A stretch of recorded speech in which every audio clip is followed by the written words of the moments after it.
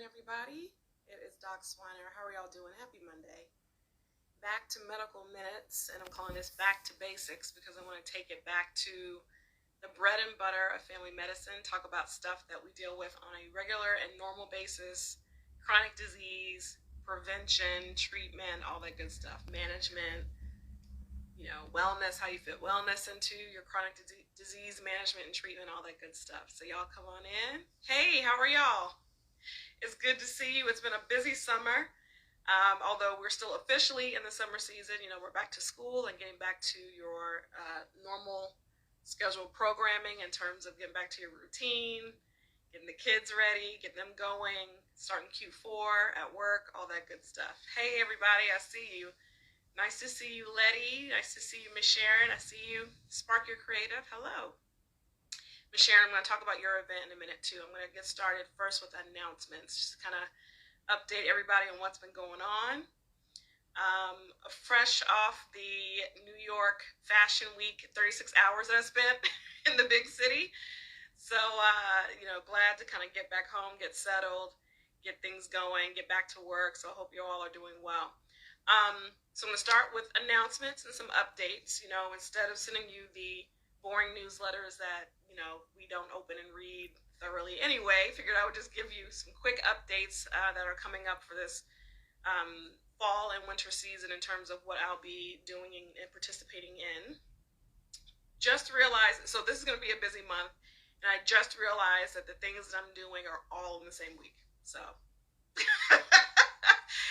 that's what I get for not writing things down, making looking at my dates. I'm just like, so that's my fault, but I'm excited about them nonetheless.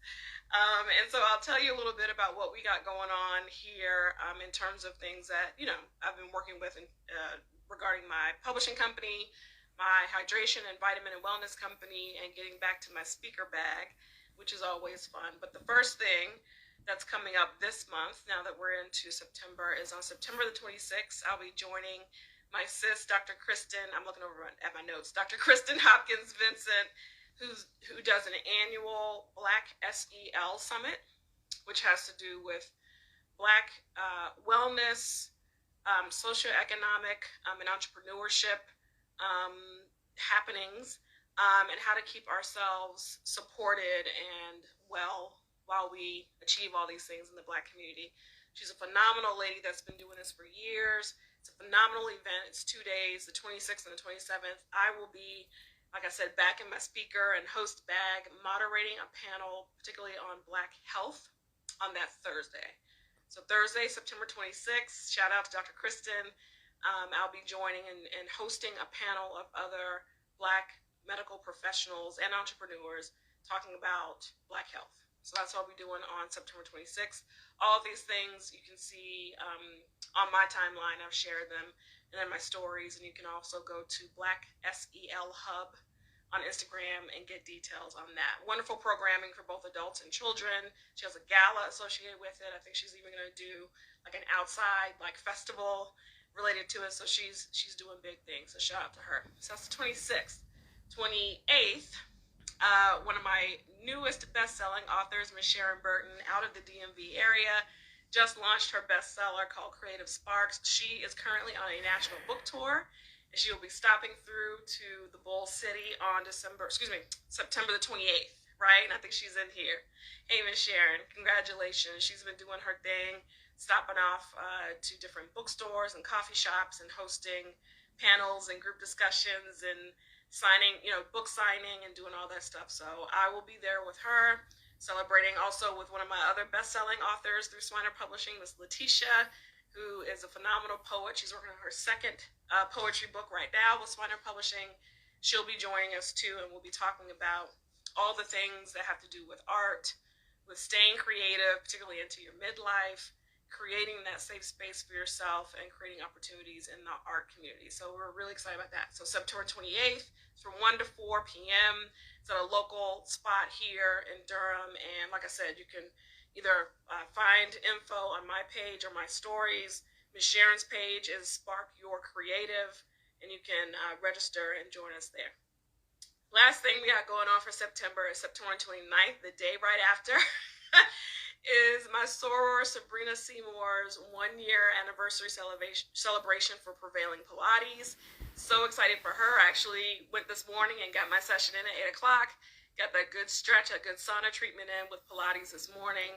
And she's celebrating 1 whole year of having her own Black women-owned, standing, privately owned Pilates studio, and it has been phenomenal. And it's been wonderful to see her progress and succeed. I mean, she's been, if you've seen our Medical Minutes interview that we did earlier this year, she's been in the game for a while in terms of event planning and wellness and fitness. And so she's had her own Pilates studio, the first and only Black women-owned Pilates studio here in Durham. She's celebrating at Durham Central Park on September 29th. Yep. From 11 a.m. to 1 p.m. It's going to be outside and do Pilates. Going to have vendors. I will be there representing with my company Serenity Hydration and Wellness, and we will be doing free miniature drips. So instead of the regular 500cc bag of the Myers cocktails and all that, you get through an IV. We'll be doing the miniature ones, which are 250 because it's quicker, shorter. Because it's an event. We want people to be able to try it out. If they want to try it, get in, get out. It probably takes about 20 to 30 minutes depending on how dehydrated you are. So we'll have free drips for attendees, and I'll be selling the vitamin shots as well if you need vitamin D3, the B12, the triple immunity, which is really important for right now as flu season starts and COVID numbers continue to increase. Keep us safe and healthy from all these infections that are floating around. I'll have those on sale for, I think I said about $20, $25, I forget. But anyway, free drips and vitamin shots will be there. I'll be there with one of my phlebotomists, and we'll be there to answer your questions and help get you tanked up for the rest of the season. All right, so that's September, okay? And then lastly, October the 1st, ticket sales drop for New Year, New You Cabo. It's coming up soon. We're heavily in the planning season. Getting that ready to launch for January the 31st through February the 3rd of the upcoming year. Tickets will drop. You'll have, the opportunity to do discounted early bird ticket grabbing during that October the 1st to probably about, I don't know, I haven't put a cutoff yet, probably till November. But get them fast. There is a limited amount of tickets that I'm selling because I like to keep it small, intimate, fun, so that we can really have some good conversations, some good bonding and sharing moments. We already have our 2 keynote speakers. That's different this coming year. 2 phenomenal, exciting keynote speakers from different perspectives of lives. I'm really excited to let you know who they are. Not until October the 1st. And we already have some wonderful sponsors. We have Black Girl Vitamins that's going to be helping us supply some merch to our attendees. Prevailing Pilates, I'll go ahead and pronounce. Miss Sabrina has also agreed to support us with merch. And we have we already have our spirits, our liquor sponsors locked down. We have Jack, Remy, and Tito's that will help support our fun times with our attendees as well. So we're ready. We got a lot of stuff going on. We're excited about it. And so that's what we got going on. All right. Those are the church announcements. Come back to this and rewind if you need to go through those. So a lot happening in September. October 1st ticket link drops, and we'll be good to go. All right. So diabetes. That's why we're here today. I'm pulling up my notes now. For those of you who may not recall, so I wrote a manuscript for a book that's coming out next year. We originally called it the Kidney Health Bible. It's been pivoted now to the Healthy Kidney Handbook. That's what we're going to call it. If you've been snooping around on Amazon, you may already see pre-orders available there. This is my first book with a traditional publishing company, so I'm following their lead on how we do these things. And so the book itself, I think, has been pushed back to early 2025, but I've been writing a lot and been doing a lot of stuff on the kidney, and clearly diabetes is one of the primary causes of chronic kidney disease worldwide, in existence. So we're going to talk about diabetes. We're going to run through it a little bit. For those that may not have met me before, I am a family medicine physician, so diabetes is part of our bread and butter. Fortunately and unfortunately, we deal with it on a daily basis, whether we're talking about treating sugars, whether we're talking about preventing someone from, getting into the pre-diabetic range, and then preventing their pre-diabetes becoming diabetes. Once you become a diabetic, how do you manage it? Can you cure it? How do you get rid of it? We talk about that on a daily basis. The blood pressure stuff related to it, the kidney stuff related to it, all the comorbidities that can happen with it. We talk about it every day. So this is mutually beneficial because I want to share stuff that I know and that I've known for years about diabetes with you all. And then it also helps me to stay on top of what's going on, the new trends, the new meds, the new research, etc.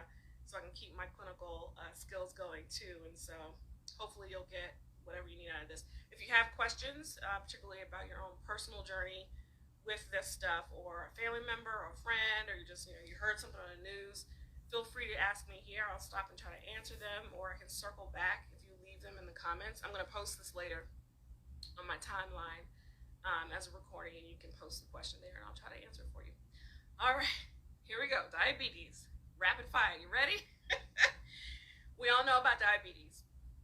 Two main types, type 1, type 2. There's even an in-between one. If you look, at the literature, there's like a 1.5 diabetes that are kind of right in between the two. But those are the main categories of diabetes that we treat.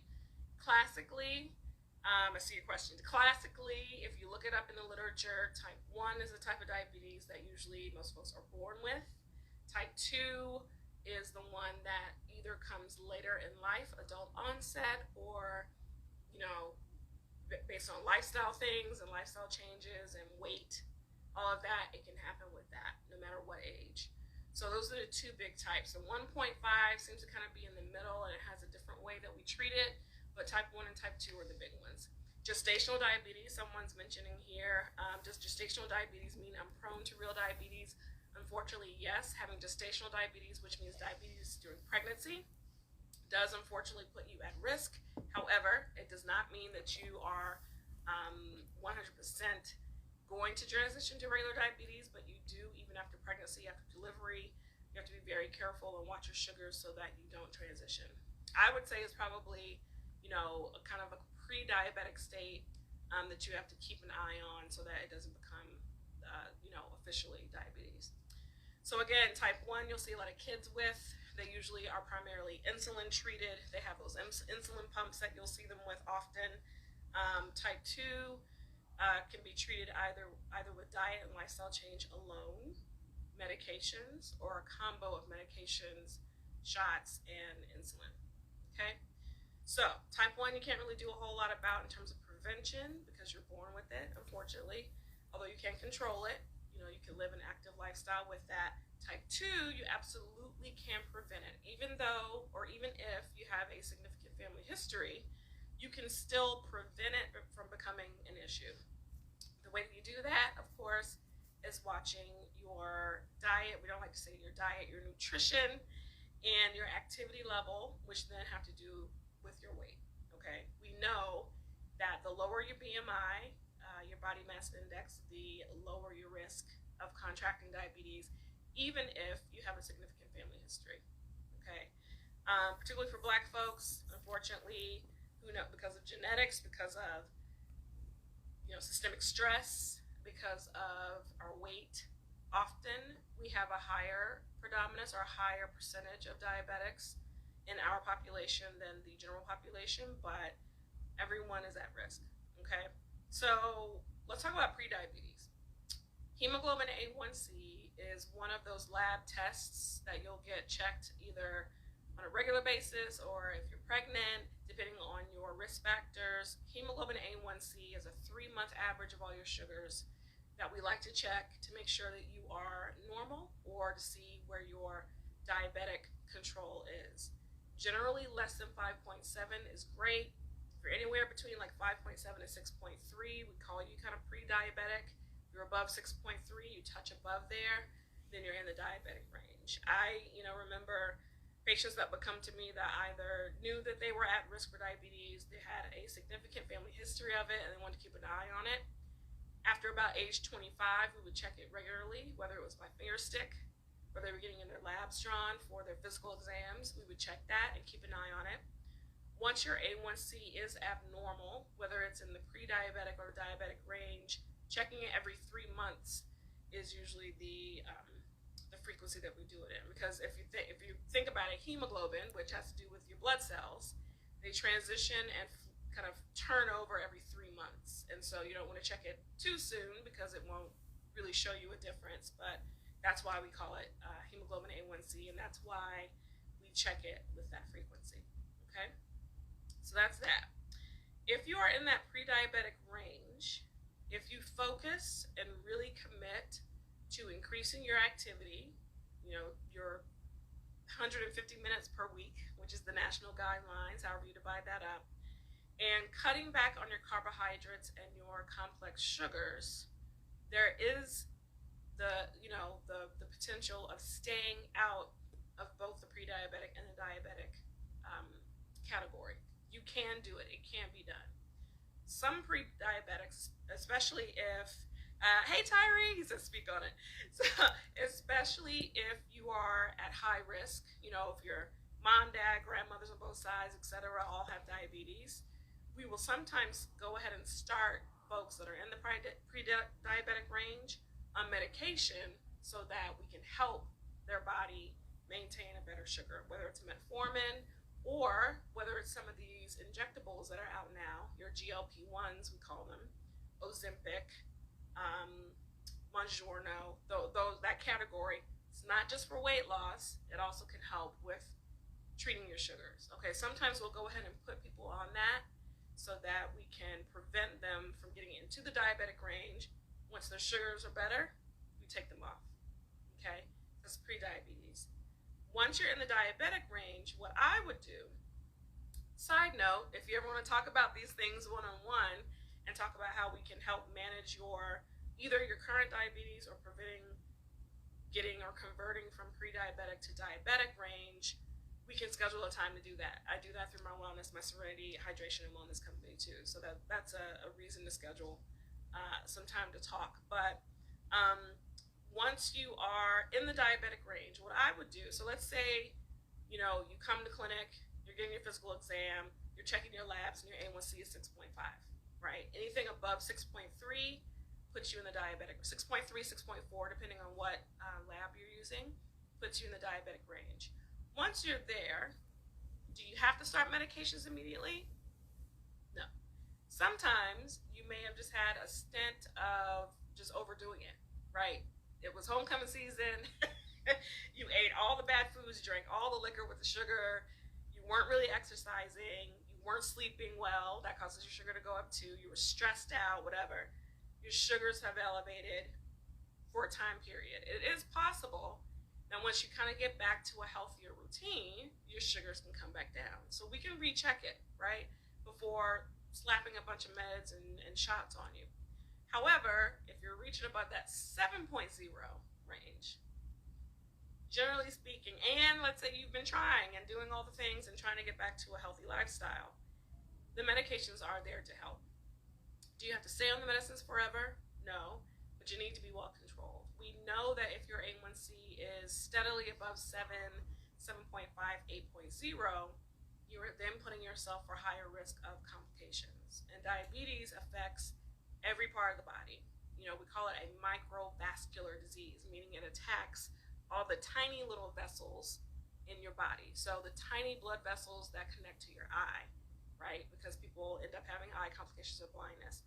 The tiny blood vessels and nerves that have to do with the circulation of your extremities. So that's why people lose limbs, right? Because the diabetes causes issues with your sugar, causes microvascular damage, you have neuropathy, you have vascular problems, you're not getting blood flow, you're not getting a good nerve supply, so you have numbness, tingling, sometimes you lose feeling, infections, that's how that happens. Microvascular complications to your kidneys, you're stopping good blood flow and good circulation to those kidneys, tissue in the organs or the parts of the organ die down, that's what causes kidney disease. Heart, clearly, microvascular changes, heart disease, all that bad stuff, right? So if you can help keep your sugars managed then you are doing yourself a huge service when it comes to preventing all types of disease, all types. Okay? Where should we go from here? So many things. I'll pause for a second, just make sure I don't have any other questions. Y'all had some good points about gestational diabetes here. Good. All right. Let's talk about the different medications. There are many, many, many. So it's not just about Ozempic and the shots and the insulin. There are many oral medications that are used for both sugar control and prevention of organ disease and damage. Good old-fashioned metformin is kind of our gold standard. Almost everybody that has been diagnosed with diabetes at some point will start metformin because it's a good medicine. So not only does it help to reduce your sugars, it helps prevent those organ damaging things that we talked about as well, particularly your kidney. Okay, so metformin is your gold standard. Then there are the TZDs, and I won't bore you with the long names of the categories of these drugs, but you've heard of them. Glucotrol, Glipizide, you've heard of those. Those are kind of your secondary ones, right? So plus or minus metformin, you might be on Glipizide and Glucotrol when you first start, or you might just be on one by itself. So taking a step up are you've seen the commercials, the Jardiances, right? Those meds that you can take once a day, the Rybelsus, which is actually very similar to Ozempic. But these medicines seem to do a little bit more. The Farxigas do more with kidney prevention, kidney disease prevention, because we've seen so much in the way of kidney failure and people ending up on dialysis and needing transplants, that they really started focusing on meds that not only will help treat your sugars, will then prevent your kidneys from having damage. What else? Then your shots, right? Everybody's in an uproar about Ozempic and its use for weight loss, but it actually started out as a diabetic medicine, an alternative to insulin.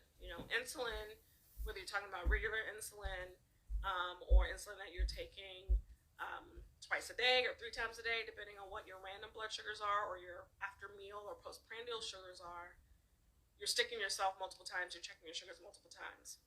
With the GLP-1s that have, by the way, been out for decades, dare I say, not quite a century, but decades, they started out with the Victozas and the Byettas. Who remembers those old school ones? Victoza, Byetta, those medicines came out when I was in practice. It was probably the early 2000s as an alternative to insulin, because insulin, being on insulin long term, comes with its own complications. At some point, your body kind of wears out and is no longer responsive to insulin long term. Or people on insulin have weight gain. Or people on insulin get tired of giving themselves shots and run out of spaces to do their shots. Get tired of sticking themselves in the finger to check their blood sugars. Now, fortunately, we have CGMs. I don't know if you've seen people with those continuous glucose monitors they can wear under the skin surface. We have those so people don't have to continuously prick their finger. And they can even electronically transmit their sugar levels to your phone or to their apps, which is great. But the GLP-1s came up as an alternative to insulin because of less frequency of having to give yourself a shot. So once a week instead of 2 and 3 times a day. And they didn't have the insulin complications that came with being on insulin long term. And they were also helpful for other things, like I said, kidney disease prevention, cardiovascular disease prevention. And then they saw, oh look, people are losing weight. So not only are they losing weight and it's helping their sugars, but they're losing weight and they're looking better, feeling better. They now feel the motivation and the energy to go out and exercise, working on their circulation, working on their organs, etc. So there are a lot of benefits to these Ozempics and Mounjaros and Trulicities, Tresiba. You've seen the commercials. There are a lot of different benefits to these meds, and the stigma of us using them only for weight loss has gotten in the way of diabetics getting them that need them. So we need to really, and I've talked about this before, we need to destigmatize the fact that people are using these meds. You think that they're just for cosmetic and, because they're vain and want to lose weight, but there are actually many, many medical and life-saving benefits to these medications. So, and they've been around forever. They've just transitioned and the names have changed and the brands have changed. So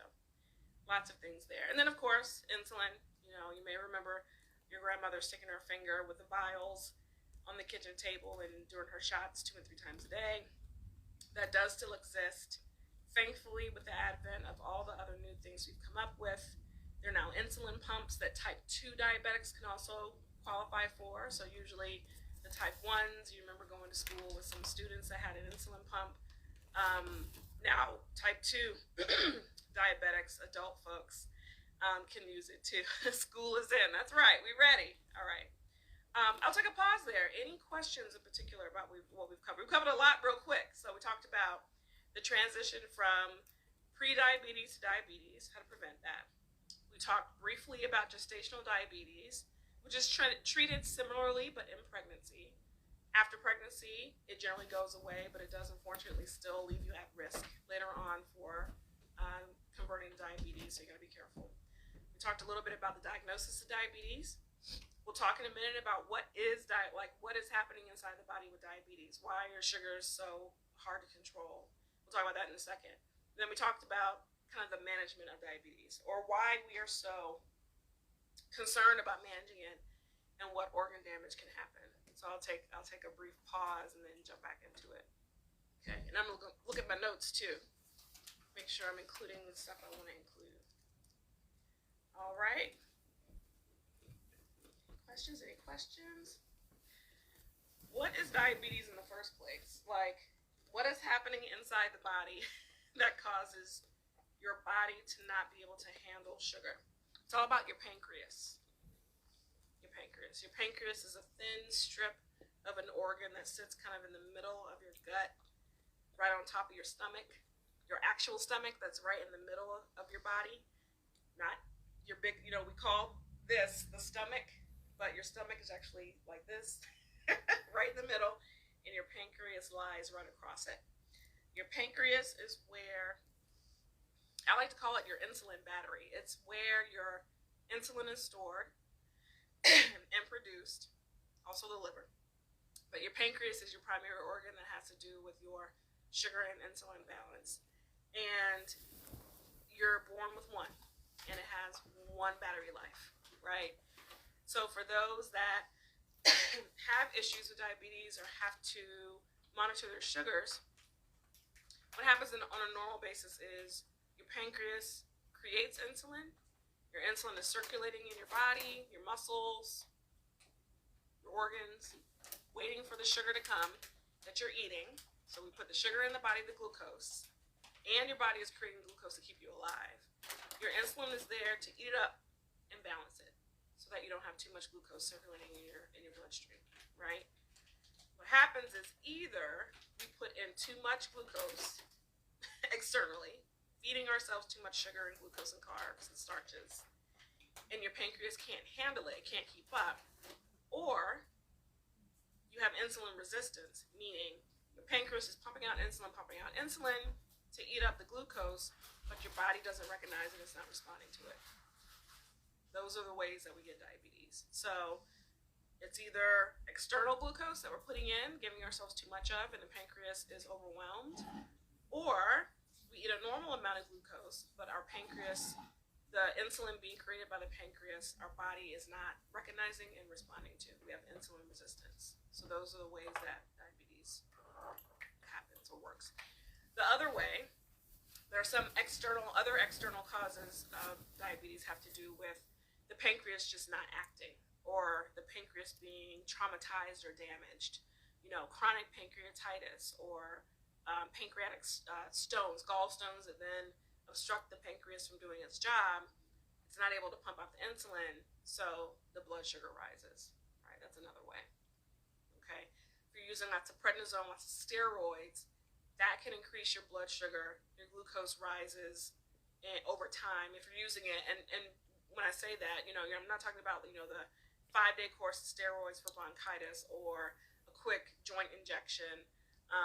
That's usually not the way that diabetes can happen. But if you've gotten multiple shots over time, or you've been on chronic prednisone for whatever reason, whether it's an autoimmune disease or an allergy, an allergic reaction, or chronic inflammation of some sort, over weeks and months, it can cause your sugars to go up. So that's another way, unfortunately, diabetes can happen. So I think that helps in terms of just thinking about how to prevent it, right? And how we treat it. If you know how it works, then you know what you can do. If there are ways that you can prevent it, what things you can do to prevent the battery life of your pancreas from running out, or from you externally putting in too much sugar and too much glucose. Okay? And then the medicines and the therapies that treat it help in some way in one of those ways. So the medicine, Ozempic and some of those GLP-1 shots help to reduce your craving for sugar so that you don't eat so much sugar. So that reduces the overwhelming of your system. Metformin, Glucotrol, Glipizide, they help at the root of the gut, the liver, helping to decrease both the production of too much sugar and help to increase and bring down or increase the absorption or the decreasing of your sugar levels in general. Insulin, when we are shooting it into our body, we're helping the pancreas because the pancreas isn't able to produce insulin on its own, or our body isn't recognizing our own internal and innate insulin, so we have to give ourselves extra external insulin to help bring down sugars. I think that helps you to understand a little bit better how to manage it. Okay?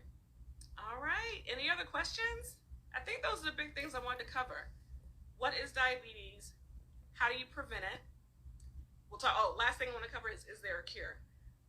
How we treat it once we are diagnosed, what can happen when you don't treat it, and when it's uncontrolled, what can happen.